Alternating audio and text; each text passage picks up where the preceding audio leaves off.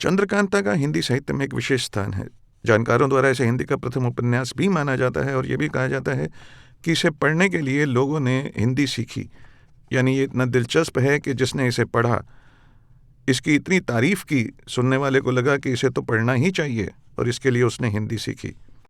यानी हिंदी के इस प्रथम उपन्यास ने हिंदी भाषा को आगे बढ़ाने में भी अपना योगदान दिया।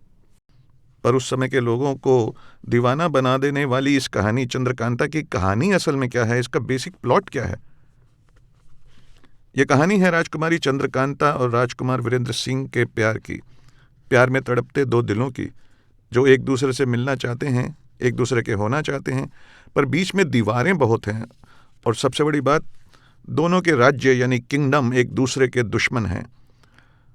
मतलब हीरो हीरोइन एक दूसरे को चाहते हैं, पर उन दोनों के परिवार एक दूसरे के दुश्मन हैं और उनके दुश्मनी को और बढ़ाने वाले, आग में घी का काम करने वाले हैं दोनों के आसपास के सलाहकार, उनके चमचे।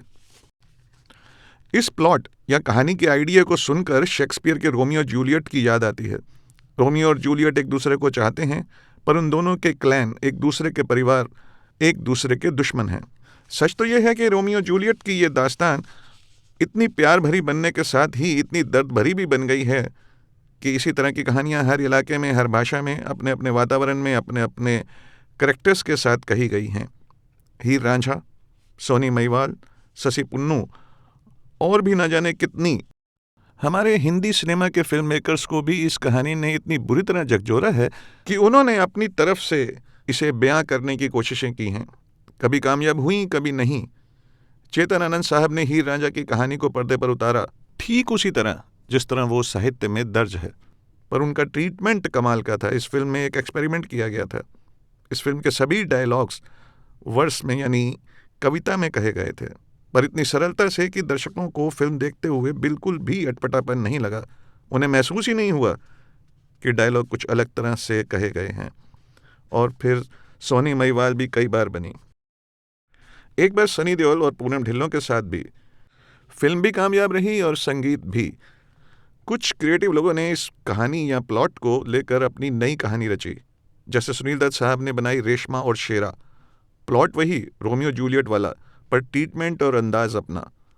राजस्थान के परिवेश में रेशमा और शेरा यानी प्रेमी प्रेमिका की कहानी, जिनके परिवार एक दूसरे के दुश्मन हैं।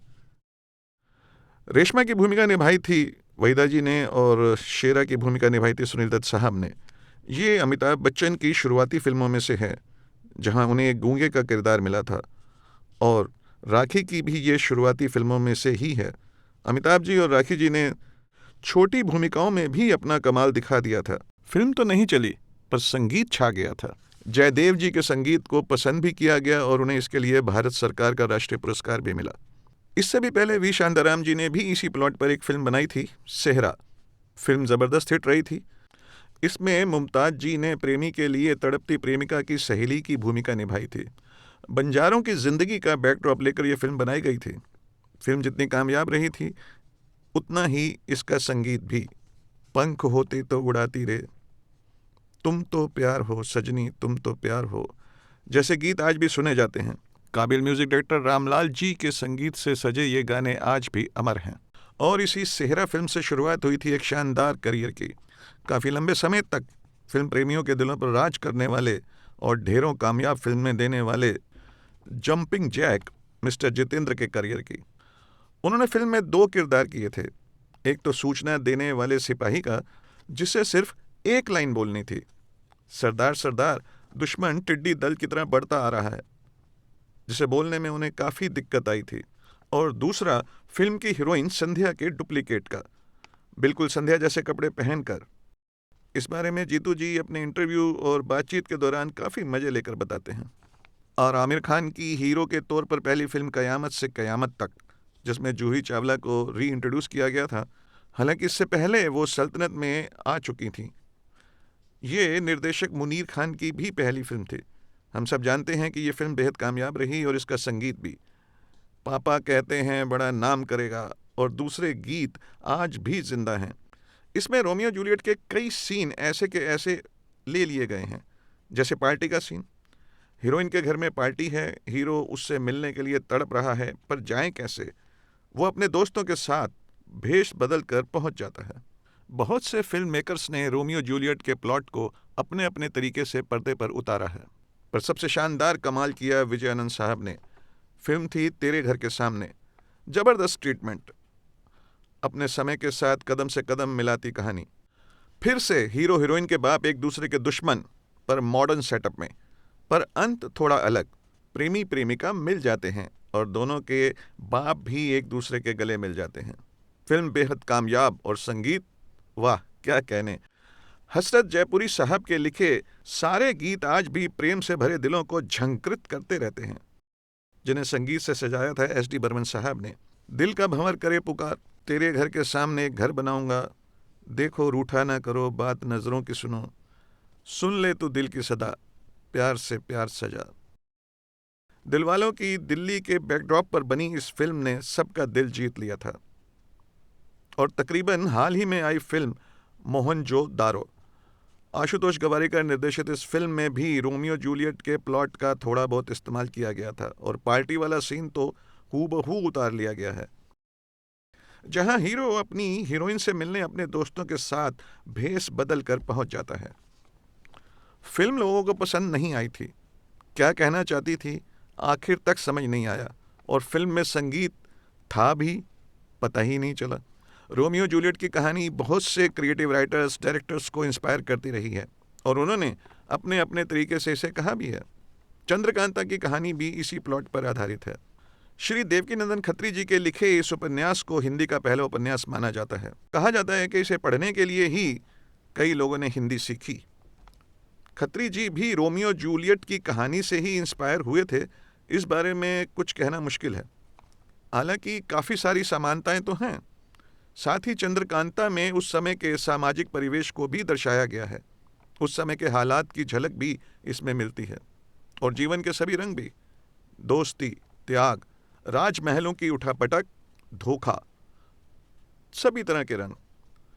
कहानी को दिलचस्प बनाने के लिए कुछ खास कैरेक्टर्स यानी अय्यारों का इस्तेमाल भी किया गया है।